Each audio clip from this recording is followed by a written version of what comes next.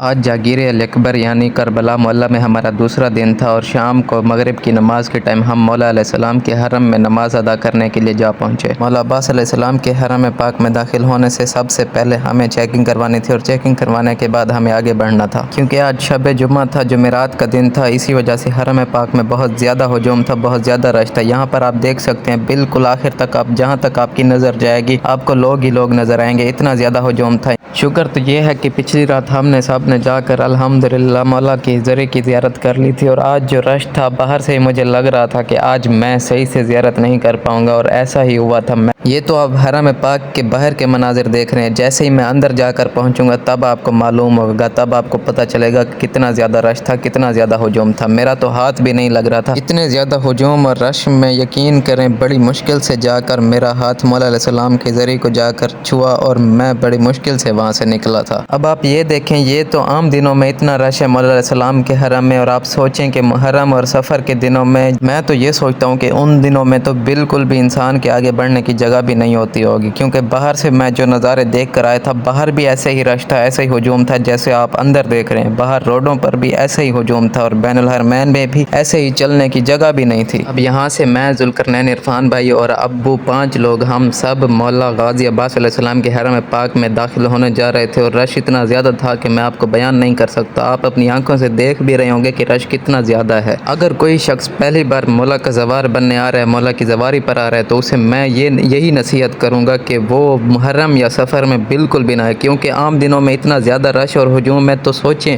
ان دنوں میں محرم اور سفر میں کتنا زیادہ ہجوم ہوگا۔ اگر صحیح سے زیارت کرنی ہے تو عام دنوں میں آئے اور مولا کا زوار بنے، اور دوسری یا تیسری مرتبہ آپ اگر آنا چاہتے ہیں، آپ کی خواہش ہے، تو پھر آپ سفر کے مہینے میں 40 پر پیدل سفر کر کر مولا کی زواری کریں، یا پھر محرم میں آئیں۔ لیکن محرم میں یا 40 پر سفر میں مجھے نہیں لگتا کہ آپ کو یہاں پر صحیح سے زیارت کرنے کا موقع ملے گا، شرف ملے گا۔ مجھے نہیں لگتا کہ ان دنوں میں اگر میں آتا تو میرا ہاتھ بھی مولا کی ذریعے کو چھو سکتا۔ ان دنوں میں رش تھوڑا سا کم ہے بہت زیادہ، لیکن ان دنوں سے کافی کم ہے۔ اب یہاں پر بھی مولا غازی عباس علیہ السلام کے حرم کے اندر آپ دیکھ سکتے ہیں کہ بالکل ایک شخص کے ساتھ دوسرا شخص چل رہا ہے، دوسرے تیسرے شخص کے آنے کی جگہ بالکل بھی نہیں، اور آپ سوچیں کہ ان دنوں میں کتنا زیادہ رش ہوتا ہوگا۔ اب آپ اپنے سامنے یہ جو ذریعہ مبارک دیکھ رہے ہیں، یہ مناظر دیکھ رہے ہیں، یہ ذریعہ مبارک مولا غازی عباس علیہ السلام کی ہے۔ اس کے ساتھ ساتھ آپ کو بتاتا چلوں کہ مولا غازی عباس علیہ السلام کا آدھا جسم مبارک یہاں پر دفن ہے، اور ایک بازو علیحدہ دفن ہے، اور مولا غازی عباس علیہ السلام کا سر اقدس شام میں دفن ہے۔ اگر مولا غازی عباس علیہ السلام کو کربلا کے میدان میں جنگ کی اجازت مل جاتی تو یہ 9 لاکھ کا لشکر ان کے سامنے کچھ بھی نہیں تھا۔ زیارت کرنے کے بعد باب الامام صاحب الزمان کے نزدیک ہی نماز ادا کرنے کے لیے جگہ ڈھونڈ رہے تھے، کیونکہ رش اتنا زیادہ تھا کہ نماز ادا کرنے کے لیے بھی کوئی جگہ خالی نظر نہیں آ رہی تھی۔ اب دیکھ سکتے ہیں کہ آخر تک جہاں تک آپ کی نظر جائے گی وہاں تک آپ کو انسان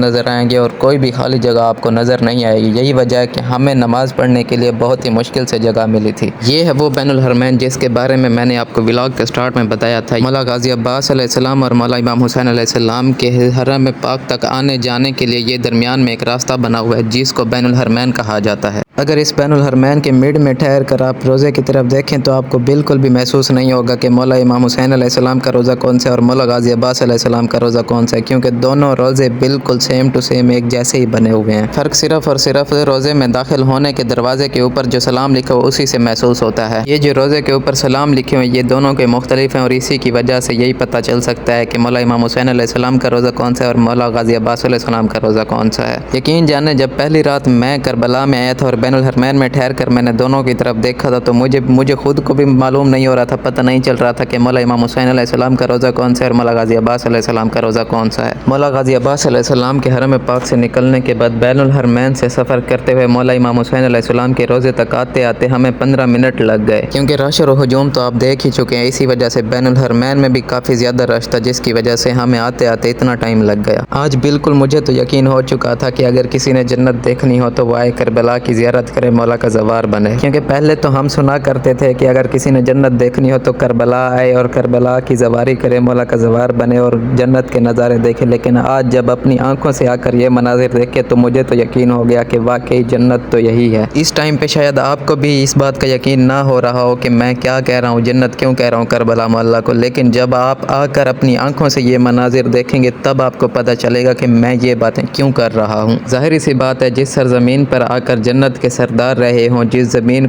جس بنجر زمین کو آ کر جنت کے سرداروں نے آباد کیا، ظاہر سی بات ہے وہ زمین جنت سے کم تو نہیں ہے۔ ایک وقت تھا جب کہ کربلا کی سرزمین پر ریت اور جنگل کے سوا کچھ بھی نہیں تھا، اور آج ایک ٹائم ہے جب آ کر کربلا بالکل آباد ہو چکی ہے۔ یہ صرف اور صرف اہل بیت کی قربانیوں کی وجہ سے ہوا ہے، اور اہل بیت کی خون کی وجہ سے ہوا ہے، جس خون کی وجہ سے یہ کربلا کی سرزمین آباد ہوئی ہے۔ اب ہم مولا حسین علیہ السلام کے حرم پاک میں داخل ہو چکے تھے اور زری کے بالکل ہی قریب تھے، اور یہاں پر بھی اسی طرح ہجوم تھا، اسی طرح رش تھا جیسا کہ مولا غازی عباس علیہ السلام کے حرم پاک میں رش تھا۔ یقین جانے مجھے تو اب بھی خود اپنے جسم پر اور اپنی آنکھوں پر یقین نہیں ہو رہا تھا کہ میں آج کربلا میں ٹھہرا ہوں اور مولا کی اپنے آنکھوں سے زیارت کر رہا ہوں۔ یہ مناظر میرے لیے کسی خواب سے کم نہیں تھے، کیونکہ مجھے یہ بالکل خواب کی طرح ہی محسوس ہو رہے تھے، جو کہ بالکل حقیقت تھی۔ یقیناً اگر آپ کی کوئی ایسی خواہش پوری ہو جائے یا آپ کا کوئی ایسا خواب پورا ہو جائے تو وہ آپ کو یقیناً خواب جیسا ہی لگتا ہے، آپ کو خود پر کبھی یقین ہی نہیں آتا کہ وہ چیز، وہ جو آپ نے سوچی تھی، جو خواب آپ نے دیکھا تھا، وہ آج سچ ہو کر آپ کے سامنے ٹھہر چکا ہے۔ یہ وہ مقام ہے، وہ نشانات ہیں جس کے بارے میں نے آپ کو پچھلے ولاگ میں بتایا تھا، صدام حسین کے بارے میں، کہ اس نے مولا امام حسین علیہ السلام کے حرم پاک پر فائرنگ کروائی تھی، حملے کروائے تھے۔ یہ اسی حملے کے نتیجے میں ہونے والے کچھ نشانات یہاں پر صرف اور صرف عبرت کی خاطر یہاں پر موجود ہیں۔